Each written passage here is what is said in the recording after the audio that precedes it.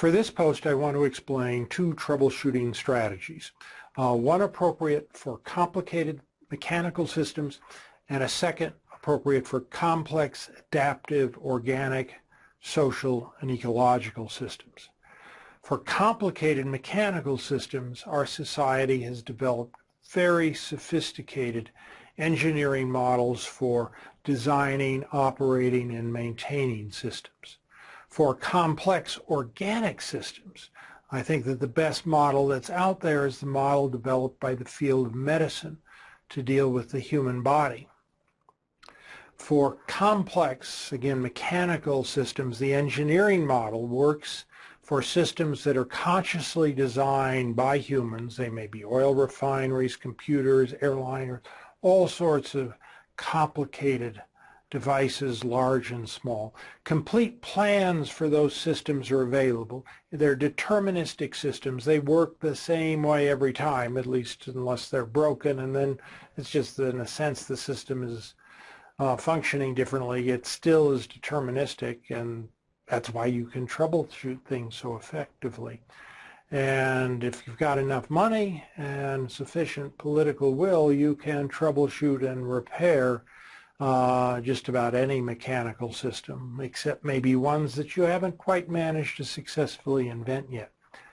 Now, for medicine and for organic systems, you're dealing with systems that have evolved through processes of natural and social selection. And here we're talking about medicine, but this also applies to biological ecosystems, it applies to economies, and it applies to conflict systems. There are no plans because there wasn't designed, so there aren't plans, but there are observational studies about how particular aspects of the system actually work. And here the focus tends to be on things that are going wrong, things that need fixing.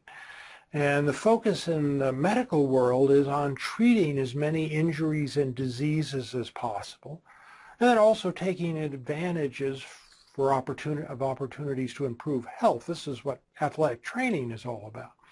And treatments sort of range. I mean, for some kinds of ailments, doctors are quite able to produce a complete cure. For others, the best they can do is symptomatic relief. You take Claritin for hay fever in the spring. Other kinds of problems they can't treat, but they can help you live with it. That's what the whole Americans with Disabilities Act movement has been for, is to help people live with incurable chronic conditions. And the truth is there are terminal conditions that we do not, as modern medicine, have solutions for. Now, the same sort of thing applies to conflict. Again, the focus is on limiting destructive conflict dynamics and taking advantage of any opportunities you can identify for a mutually beneficial agreement. Outcomes can range from complete cure and resolution. Sometimes there are misunderstandings that can be cleared up. Sometimes there really are win-win solutions. In a lot of cases, what you're providing is symptomatic relief, helping people learn to live with chronic conflict, but do so in ways that limit casualties and costs. And sadly, there are some conflicts that are, in essence, we do not have now the tools that enable us to deal with these constructively. And the other thing to keep in mind, medicine tends to focus on fixing injuries and diseases. And that's sort of a negative way of framing things. And you can also focus on things that go wrong in conflict, which is also negative. But accompanying every problem, there are corresponding opportunities for those who can solve them. And in that sense, all of the gigantic problems associated with conflict are accompanied by an equally large array of opportunities for people to help solve those problems. Now, one of the things that we need, and we are starting to develop, and we'll talk about this in the course of this Moose seminar series, is something of a taxonomy of the destructive conflict dynamics or the conflict problems that need fixing.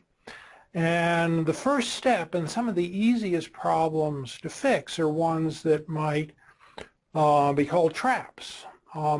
And one of the questions I asked my undergraduate students is, how many folks can tell me what this thing is? And usually there are no more than one or two folks in a class that know that this is a bear trap.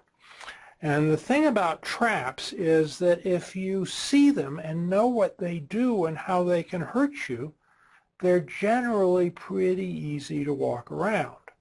And so one strategy for dealing with conflict pathologies is to think of them as traps and try to make those traps more visible, and to also try to make more visible to people ways in which they can walk around and not get caught in those traps. So one of the things that we're going to start to do is talk about different kinds of traps. And I want to just give you a couple of examples, and we'll talk more and sort of address this later. But there is what you might call the he who has gets trap. It's the tendency of those with wealth and power to use that wealth and power to obtain even more wealth and power. This is the sort of thing that drives U.S. and global inequality. You can name it, has lots of different names. Kenneth Boulding used to call it Matthew's Law, from the line in the biblical book of Matthew, to whomsoever hath, to him shall be given. Other folks call it the golden rule. He who has the gold makes the rules. But a big part of making society work is to find mechanisms that are effective to keep us from falling into this trap. And it certainly emerged as a gigantic issue in the U.S. election and in a lot of other elections around the developed world. Another conflict trap is the tragedy of the commons, where the self-interested exploitation of common property resources, whether it's a grazing commons or the global environment, the atmosphere, produces a collapse of that common resource with tragic consequences for everyone. Climate change is a gigantic tragedy of the commons problem. Also, the defunding of affordable public education, especially for folks from lower socioeconomic groups, is a similar problem in that it is destroying the commons in the sense of an educated population. So again, what we need to do is to focus on ways of avoiding that. The end of the sea trap. This is something that you get from just sort of listening to the way that people talk about how they think conflict's going to end. And if you really just sort of sit quietly, there's this implicit assumption. It's not something folks say overtly, but they imagine things will end when the other party just completely surrenders and sort of meekly goes off into the corner and understands that they were wrong and they've been defeated. Or better yet, they just disappear and they're pushed into the sea and they're gone. And this sort of unconditional surrender model, the resolution of conflict, happens very, very, very rarely, maybe at the end of World War II. But mostly you've got to learn how to live with your enemies over the long term. And that's something people often don't think of. So how you get folks to think that way gets you out of traps that lead to cycles of conflict after conflict. Another is escalation. This is the tendency of provocations to generate counter-provocations in a intensifying cycle that can lead to extreme violence. I argue sometimes that this is the most destructive force on the planet. Truth is, escalation dynamics could have led us to global thermonuclear war, though certainly some mistakes in the way that we manage the system could have done it as well.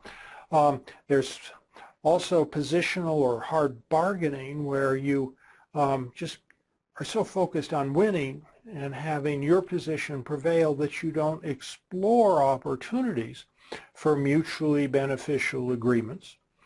Again, the kind of trap that we can design ways around.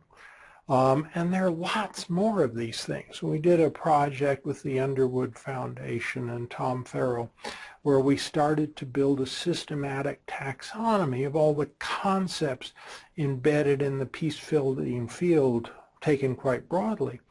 And implicit in that is a wide range of not only destructive conflict dynamics, but also things that can be done to try to address those.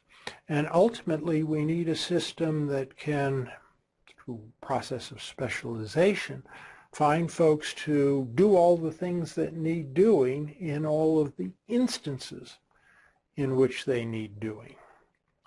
So a question to pose, what do you think are the most important and treatable conflict pathologies, the things that go wrong, the mistakes that people make, especially mistakes that they, in hindsight, will think of as mistakes? And this, in a sense, is the low-hanging fruit. If we can develop systems that will help people avoid that on a much wider scale, we can start to build a lot deeper and stronger public support for efforts to promote more constructive conflict.